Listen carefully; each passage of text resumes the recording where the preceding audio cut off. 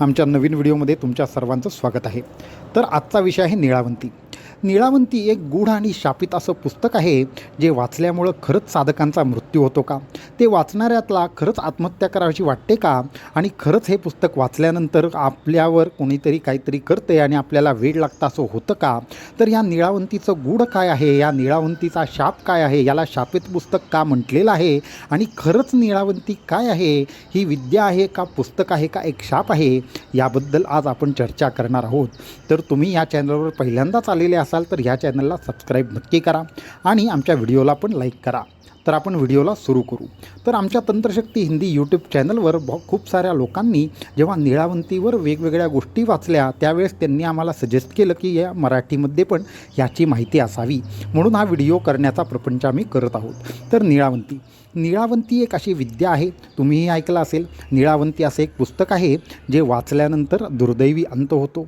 मी अशा एका माणसाला स्वतः पाहिलेलं आहे की ज्यानं नीळावंतीचा अभ्यास केला। अनेक वर्ष तो नीळावंती ग्रंथातील मंत्रांचा अभ्यास करत होता आणि अचानकपणे 3 वर्ष त्याने अभ्यास केल्यानंतर काय झालं, अचानक एक दिवस तो वेड्यांसारखं बडबडू लागला। तो जेव्हा बडबडायचा तेव्हा तो वेगवेगळ्या भाषांमध्ये बोलायचा, कधी ती भाषा कळायची कधी नाही कळायची, आणि नंतर तो पुढे काय झालं, एक दिवस त्यांनी आत्महत्या केली। तो सगळ्यांसाठी धक्का होता आणि त्यांनी खाली झाडावरती लिहून ठेवलं होतं की नीळावंती। बस एवढा प्रकार आम्ही स्वतः आमच्या डोळ्यांनी पाहिल्यानंतर नीळावंतीबद्दलचं जे कुतूहल आहे ते आमच्याही मनामध्ये जागं झालं। आणि नीळावंती काय आहे काय नाही याचं काय रहस्य आहे हे खूप लोकांना आम्ही विचारायला सुरुवात केली। ज्यावेळेस आम्ही सगळ्या साधना मार्गांबद्दल शिकत होतो तेव्हा आम्ही आमच्या गुरूंना देखील विचारलं की नीळावंती काय आहे, ते हसून म्हणाले योग्य वेळ आली की कळेल।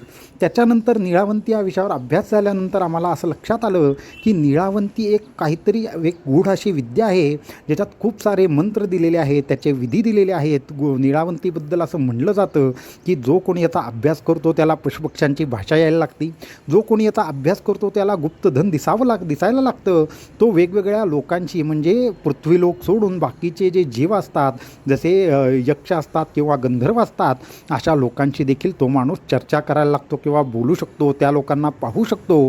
तर अशा परिस्थितीमध्ये ज्या ग्रंथातून एवढं दिव्य ज्ञान प्राप्त होतं त्या ग्रंथाला शापित का म्हटलं जावं हा पहिला प्रश्न आमच्या मनात आला।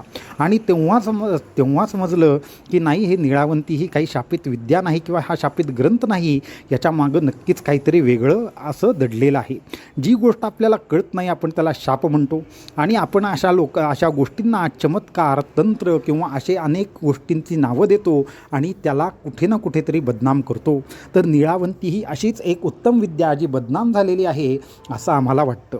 कारण की नीळावंतीबद्दल मी खूप लोकांना विचारलं। अजून एक उत्तर प्रदेशमधले एक साधक आम्हाला भेटले, त्या साधकांना देखील या विद्येबद्दल विचारलं तर ते हसून म्हणाले की हो, नीळावंती नावाचा ग्रंथ अस्तित्वात आहे, आम्ही तो पाहिला देखील आहे, आणि ह्याच्या अभ्यासाने जगातल्या सर्व गोष्टी आपल्याला करता येतात, जगातल्या सर्व गोष्टी आपल्याला साध्य होतात।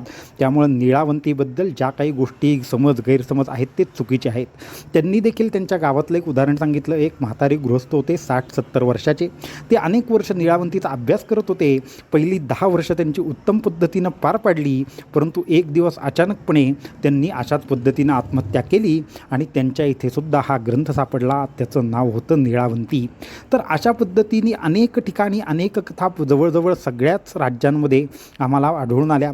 हे सोडून तिब्बतीय प्रदेशामध्ये देखील अशा पद्धतीच्या ग्रंथाबद्दल आम्हाला माहिती मिळाली, पण त्याचं नाव तिथे वेगळं होतं। असे अनेक गोष्टींचा अभ्यास केल्यानंतर अनेक लोकांना भेटल्यानंतर एक दिवस योग आला, तो म्हणजे नीळावंती ग्रंथ पाहण्याचा।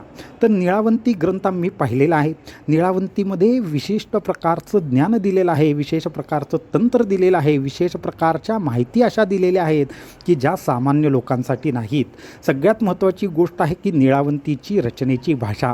तर एक सगळ्यात महत्त्वाची गोष्ट अशी की तो ग्रंथ जेव्हा लिहिला गेला तेव्हा काय झालं, त्यावेळेसची जी भाषा होती ती आजच्या भाषेची कुठल्याही प्रकारचं साधर्म्य ठेवणारी नाही, ती एक सांकेतिक भाषा आहे। आणि त्या सांकेतिक भाषेमध्ये तो जो ग्रंथ आहे तो आज जाणणारी व्यक्ती अस्तित्वात नाही, कारण की ती भाषा मुळातच इतकी प्राचीन आणि इतकी गुप्त अशी आहे की तिथे अनेक प्रकारच्या सिम्बॉलचा उपयोग करून ती भाषा कुठे ना कुठे सांगितली जाते, कुठे ना कुठे त्या भाषेमध्ये एक विचित्र प्रकार आहे।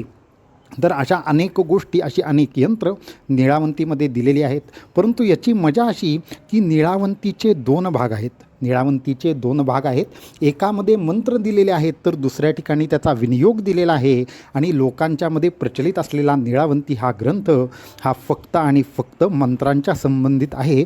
तो कुठल्याही प्रकारे त्याचे विनियोग कसे करावे ह्या संबंधित नाहीत. दुसरी महत्त्वाची गोष्ट की हे जे मंत्र आहेत ते अत्यंत सिद्ध असे मंत्र आहेत. त्यामुळं त्या मंत्रांचा जेव्हा जप केला जातो त्यावेळेस काय होतं, ते मंत्र अत्यंत तीव्रतेने काम करायला लागतात आणि त्यावेळेस जेव्हा मानवेतर योनींचे आवाज ऐकू यायला लागतात, पशु पक्षी कुत्रे कोल्ही यांचे आवाज आपल्याला ऐकू यायला लागतात आणि त्याच्यावरती आपला कंट्रोल राहत नाही. कारण की हे सर्व एका ग्रंथामध्ये अशा पद्धतीनं दिलेलं आहे की फक्त एक ग्रंथ तुमच्या हाताला लागून काही होणार नाही. त्याचे दोन्ही पार्ट वाचणं गरजेचं आहे. त्याचे दोन्ही जे उत्तरार्ध आणि मध्यार्थ आहेत, 2 असे त्याचे पुस्तकं आहेत, ते ग्रंथ आहेत, ते वाचण्याची आवश्यकता आहे. ते असे दोन्ही पार्ट जोपर्यंत वाचले जात नाहीत तोपर्यंत त्याचा उपयोग कसा करायचा हे कळत नाही. आपल्याकडे प्रचलित लोकांनी काय केलं तर निळावंतीच्या मंत्रांचा फक्त अभ्यास चालू केला, काही विशेष बीजमंत्रांचा अभ्यास चालू केला. एक उदाहरण आपल्याला मी देऊ इच्छितो की जर समजा तुम्हाला एखाद्या मंत्राचा उपयोग न सांगता त्या मंत्राचा जप करायला सांगितला आणि त्याच्यातून पक्ष्यांचा जर आवाज तुम्हाला ऐकू यायला लागले आणि तेही तुम्हाला कळणाऱ्या भाषेत, परंतु हे आवाज कधी ऐकू येतील आणि कधी ऐकू येणार नाहीत हे जर तुम्हाला सांगितलंच नाही तर काय होईल, याचा अर्थ असा होईल की तुम्हाला कुठे ना कुठेतरी वेड लागायची पाळी येईल. अगदी हेच झालं ज्या लोकांनी निळावंतीचा अभ्यास केला की निळावंतीच्या ग्रंथाच्या मंत्राच्या अभ्यासानंतर त्यांना कुठे ना कुठेतरी अशा अनेक गोष्टी दिसायला लागल्या की ज्या कधी दिसायला पाहिजेत आणि कधी नाहीत. याचा काहीही त्यांच्याशी संबंध नव्हता. फक्त मंत्रातून ती शक्ती जागृत झाली, पण ती शक्ती कंट्रोल करता न आल्यामुळे त्यांच्या मनावरती त्याचे विपरीत परिणाम झाले आणि त्यांनी आत्महत्या केली. त्यांनी असे अनेक मंत्राचा त्याच्यामध्ये जप आहे ज्याच्यामुळं वेगवेगळे भूत प्रेत पिशाच किंवा वेगवेगळे जे जसे मगाशी सांगितलं त्याप्रमाणे यक्ष किंवा गंधर्व अशा लोकांनाही आपण पाहू शकतो. अशा पद्धतीच्या गोष्टी होतात. परंतु ह्या लोकांना पाहिल्यानंतर ह्यांच्या जे काय आयुष्य आहे ते पाहिल्यानंतर हे मानव शरीर जे आहे ते इतकंही केपेबल नाही आहे की ते त्या सगळ्या गोष्टी सहन करू शकेल. म्हणून त्या शरीराचा अंत होतो. त्या ठिकाणी खूप लोकांना हृदयविकाराचे झटके येतात. फक्त निळावंतीच्याच अभ्यासाने कशाला, असे अनेक स्मशान भैरवीचे मंत्र आहेत, स्मशान साधना आहेत, त्या पण केल्यानंतर ज्यावेळेस त्या देवतांची दर्शनं होतात त्यावेळेस त्या देवतांच्या दर्शनाने देखील अत्यंत भयावह परिस्थितीमध्ये साधक सापडतात.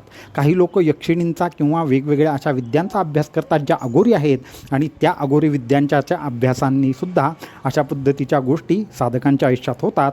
त्यामुळं निळावंती हे एक अशा पद्धतीचं रहस्य आहे की जे समजणं तुम्हाला आवश्यक आहे. कारण की आपल्याकडची ही उत्तम विद्या ज्याला आज आपण शापित म्हणतो किंवा आपण नावं ठेवतो अशा पद्धतीची आहे, तर हे थोडंसं चुकीचं आहे अशा पद्धतीनं आम्हाला वाटतं.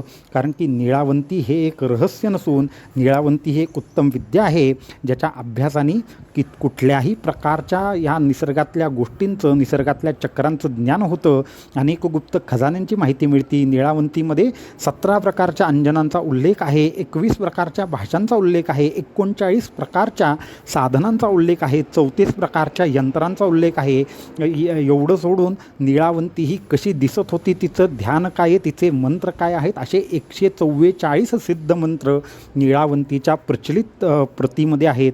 आणि निळावंतीचं हे सोडलं तर एक व्यवस्थित आकडा सांगायचा झाल्यास तर तो आकडा काय आहे तर 1,00,000पेक्षा जास्त मंत्र निळावंती ग्रंथामध्ये दिलेले आहेत. परंतु ही भाषा जाणणं, ही भाषा समजणं हे आज कुणालाही शक्य नाही. तिब्बत के साइड में या तिब्बतीय प्रदेशामध्ये अशी लोक आहेत, आवश्यक आहेत की ज्या लोकांना निळावंतीचा संपूर्ण ग्रंथ अवेलेबल आहे. परंतु अशी हाताच्या बोटावर मोजण्या एवढीच लोक आहेत कि जिनके पास ये निळावंती ग्रंथ मौजूद है. इसलिए हम कहना चाहेंगे कि कि जो नीलावंती है वह नीलावंती जो ग्रंथ है वो किसी भी प्रकार से किसी भी हाल में कोई ऐसा ग्रंथ नहीं है जो शापित है, अपितु ये ऐसा ग्रंथ है की जो विद्याओं से ओतप्रोत आहे, ज्याचा संपूर्ण तुम्ही जर अभ्यास केलात तर त्याच्या अभ्यासाने तुम्हाला संपूर्णपणे या विश्वाचं ज्ञान होऊ शकतं आणि कुठल्याही प्रकारचा शाप नाही किंवा तो वाचलेले लोक उगाचच मृत्युमुखी पडणार नाहीत जर योग्य पद्धतीनं त्याचा अभ्यास झाला तर. अशीच नीलावंतीबद्दल अजून अनेक रहस्य आम्ही या यूट्यूब चॅनलच्या माध्यमातून तुम्हाला सांगणार आहोत. तर तुम्ही यासाठी इंटरेस्टेड असाल तर हा चॅनल सबस्क्राईब करा, या व्हिडिओला जास्तीत जास्त शेअर करा आणि आमच्या चॅनलशी जरूर कनेक्ट राहा. हिंदी यूट्यूब चॅनलशी पण कनेक्ट राहा आणि मराठी यूट्यूब चॅनलशी पण कनेक्ट राहा. आम्ही मराठीतून व्हिडिओ बनवण्यात